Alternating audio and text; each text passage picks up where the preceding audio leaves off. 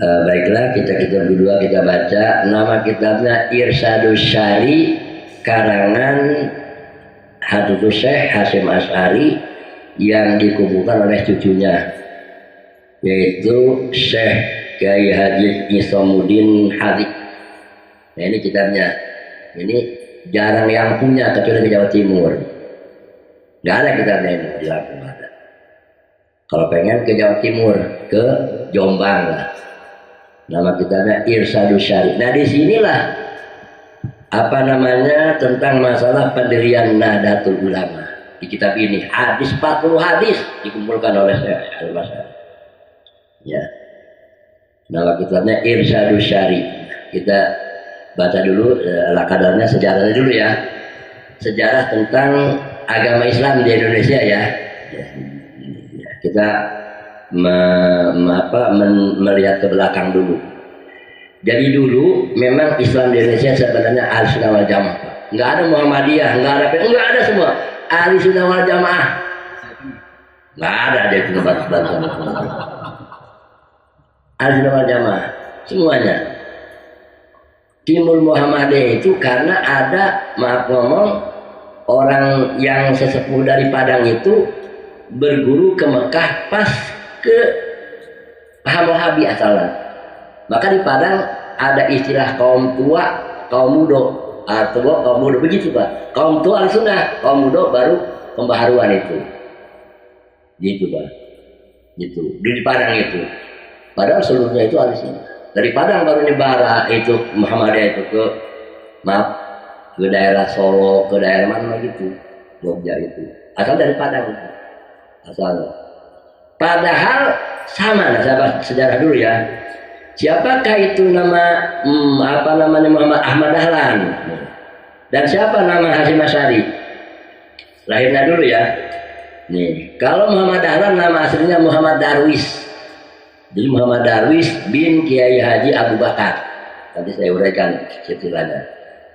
Nah, lahir pada tanggal 10 Agustus 1868 Masehi di Kauman, Yogyakarta. Hasyim Asy'ari lahir pada 14 Februari tahun 1871 di Desa Gedang, Jombang. Jadi umurnya tua Ahmad Dahlan 3 tahun. Tua 3 tahun atoknya. Beliau itu masih ada urutan ada istilahnya silsilah turunan yang sama. Yang saya bacakan silsilahnya dulu. Kiai Muhammad Darwis alias Ahmad Dahlan punya bapak namanya Kiai Haji Abu Bakar. Kiai Abu Bakar punya bapak namanya Kiai Haji Sulaiman. Kiai Sulaiman punya bapak Kiai Haji Ilyas. Kiai punya bapak Kiai Sulaiman lagi. Kiai Sulaiman punya bapak namanya Kiai Demang Jurang, Juru Kapindo. Punya bapak Juru Sapisan. Punya bapak ya namanya Juru Sapisan ya. Punya bapak lagi namanya Kiai Grebeg Sunan Gesang. Ya. Kedua, Kiai Grebeg kedua. Punya bapak namanya Kiai Grebeg pertama, namanya Syarif Muhammad Kabungsuan. Punya bapak namanya Adi Pati Adi Ningrat. Punya bapak Maulana Malik Ibrahim.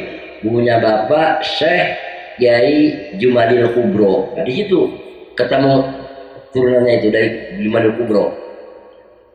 Kiai Asy'ari namanya Muhammad Hasim. Punya bapak namanya Kiai Asy'ari.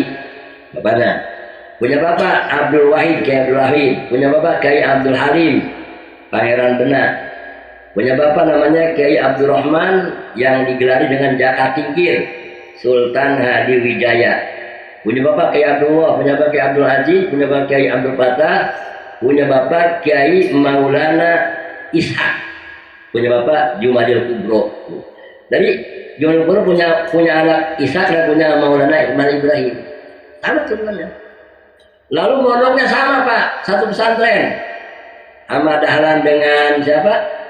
Dengan Kiai Asy'ari satu pesantren. Ya, sama. Begitu, satu pesantren. Lalu ke Mekah juga sama, berguru ke Syekh Nawawi juga sama.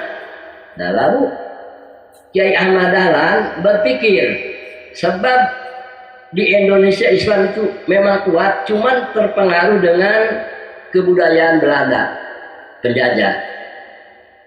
Jadi bagaimana caranya untuk melestarikan sunnah-sunnah Rasul di kalangan kaum muslimin Islam itu. Maka dibentuklah namanya Muhammadiyah. Maksudnya orang yang mengikuti Muhammad. Sama Pak. Tarawihnya 23 sama. Kalau nggak percaya Bapak beli bukunya karangan Ahmad Dahlan bahasa Jawa yang asli fikih Muhammadiyah ada. Asli. Ada doa kunut, ada usoli, tarawihnya 23 sama Pak, nggak beda. Sebab Ahmad Dahlan itu juga ahli sunnah, awas, bukan Muhammadiyah Ahmad Dahlan itu Pak. Ahli sunnah wal jamaah. Ya Ahmad Dahlan itu bukan Muhammadiyah. Tahlilan. Ya, harus nonton sejarah dulu. Nah, Bapak kalau sering nonton YouTube, tontonlah kayak apa Marzuki apa itu ya, ada di YouTube di Jawa Timur. Ya, bukan Marzuki. Ya, Pak Mustamar. Beliau yang jelas menerangkan masalah itu. Marzuki Mustamar. Marzuki Mustamar itu. Iya, malah. Begitu Pak. Jadi itu awas. Jadi Muhammad Dahlan itu ahli wal jamaah apa awas. Gitu. Jadi di organisasi disebut Muhammadiyah. Artinya orang-orang yang menghidupkan sunnah-sunnah Nabi. Begitu. Kapan diberikannya? Muhammadiyah pada tanggal 18 November tahun 1912 Masehi. Sama dengan tanggal 8 Dzulhijjah tahun 1330 Hijriah. Itu Muhammad. Lebih dulu Muhammadiyah Pak. Ada mah belum, masih Mas Ari mah. Nah, sudah beberapa tahun, kira-kira 15 tahun mungkin kan, Pak. Tahun 2012 ya. Kalau 1912, kalau NU pada tahun 1926. Ya. 1344 ya, bulan Rajab. Jadi berdiri pada tanggal 31 Januari tahun 1926 di Jombang. Nah, tujuan Hasyim Asy'ari itu begini Pak. Kenapa didirikan NU? Untuk mendukung Muhammadiyah tadi dengan pergerakan para ulama. Maka disebut Nadatul Ulama, bukan Nadatul Santri, awas. Maksudnya kebangkitan para ulama yang punya ilmu untuk mengayomi Muhammadiyah tadi, yang umat-umat yang banyak tadi. Begitu maksudnya. Jadi ulama jangan diam saja, kasih tahu itu umat-umat yang lain itu yang kebawa pengaruh apa namanya Londo itu, Belanda itu maksudnya. Itu tujuannya. Ya. Jadi Hasyim Asy'ari itu mendirikan NU itu tujuannya untuk mendukung Muhammadiyah. Itu tujuannya supaya lebih kuat gitu. Sebab yang dipakai patokan oleh Hasyim adalah para ulama, maka disebut Nadatul Ulama, bukan Nadatul Santri gitu. Bukan Nadatul Ulama, orang-orang yang berilmu agama supaya membimbing orang-orang yang sudah mengamalkan sunnah Rasul sunnah Nabi. Begitu tujuannya. Kesininya diselewengkan itu syariat yang itu sesudah dalam keterangan sejarah itu pada periode yang ketiga Pak, pemilihan yang ketiga itu Muhammadiyah itu, dan itu pemilihan Muhammadiyah yang ketiga itu menurut keterangan itu akhirnya dibedakanlah usoli. Nah itu ya, itu sejarahnya sedikit ya itu. Nah sekarang kita baca dikit kaitan kitabnya.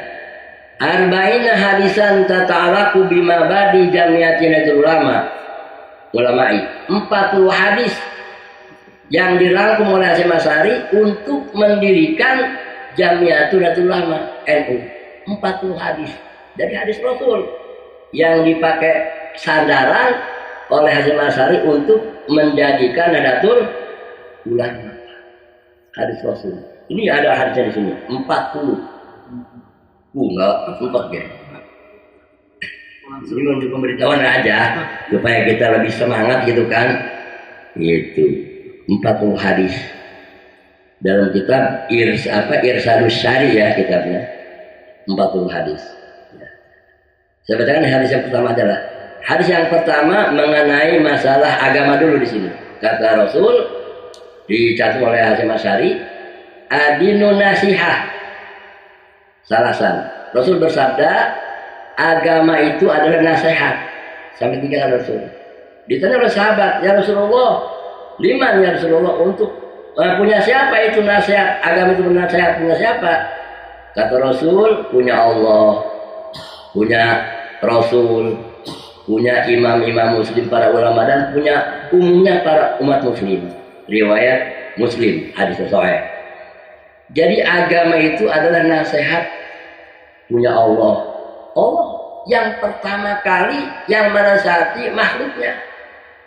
Sehingga Allah menasihati ya kepada kita supaya kita melaksanakan sholat, kan begitu, supaya kita melaksanakan puasa Ramadan, supaya kita melaksanakan haji kalau mampu, supaya kita menunaikan zakat, supaya kita berbuat baik kepada sesama. Allah yang memberikan nasihat itu. Jadi Al-Quran itu nasihat Allah kepada kita, ya, terutama nasihat amal ma'ruf nahi mungkar. Jadi di Al-Quran itu secara besar, satu yaitu menyuruh perintah kepada kebaikan, yang kedua melarang kepada keburukan. Al-Quran itu dari besarnya itu. Nasihat. Yang kedua nasihat bagi Rasul, nasihat punya Rasul. Artinya Rasul yang punya nasihat kepada umatnya. Jadi selain Allah, Rasul itu punya nasihat kepada umatnya. Sehingga kata Rasul, tolabul ini paridotu, tolabul itu fardu. Nasihat Rasul kepada umatnya supaya kita mencari ilmu, begitu. Karena kalau nggak mencari ilmu kita akan bodoh. Kalau bodoh masuk neraka, kan tadi itu diterangkan. Miskin ilmu kan begitu. Nah, supaya ke surga harus belajar. Tolabul ilmi, udah bagus ini. NU sudah melaksanakannya ya, gitu. Yang ketiga nasihat punya para imam, para ulama, nasihat dari sesepuh, dari apa namanya itu ustadz, ya, dari kiai-kiai, ya jangan nasihatin umatnya itu, kiai, ya. Nasihatin dalam pengajian atau dalam sambutan atau dalam pidato dan lain itu nasihat oleh para ulama. Yang keempat terakhir, nasihat punya umumnya orang muslim. Jadi kita sama kita juga memberi nasihat, Pak. Kalau ada saudara kita sedikitnya melenceng, jangan kayak gitu. Nah itu. Jadi nasihat punya umum, pahamannya itu. Jadi kita sama kita punya nasihat, terutama nasihat dari kita sendiri, nasihat keluarga, nasihat tetangga, nasihat yang lain-lain. Jadi kita juga harus nasihat diri kita. Makanya Umar bin Khattab, Pak, suka nasihat dirinya. Umar bin Khattab kalau malas sholat mencari puntung rokok, puntung api, nggak rokok kedungannya, puntung api. Nyunut dia kakinya sambil menjerit dia. Aduh panas begitu kan. Kata Umar bin Khattab, merasakan di daging katanya. Apalagi api neraka kamu, api dunia nggak kuat kamu. Begitu Umar bin Khattab, Pak, nasihatin dirinya itu. Jadi kalau dia malas sholat, kadang-kadang nyari puntung api begitu untuk mencoba membakar dirinya. Buat enggak kamu sama api neraka nanti di akhirat ini. Sedangkan api dunia aja nggak kuat begitu. Nah jadi nasihat agama, nasihat bagi punya Allah, punya Rasul, punya siapa tadi, punya para imam, para ulama, dan punya umat keseluruhan. Jadi kita juga saling menasihati diri kita dan orang lain, begitu ya. Jadi itulah sedikit mengenai sejarah Nahdlatul Ulama ya. Karena yang udah agak malam, jadi mudah-mudahan pengajian kita cukupkan dulu sampai di sini. Mulai mohon maaf kepada jamaah kepada Allah. Wassalamualaikum warahmatullahi wabarakatuh.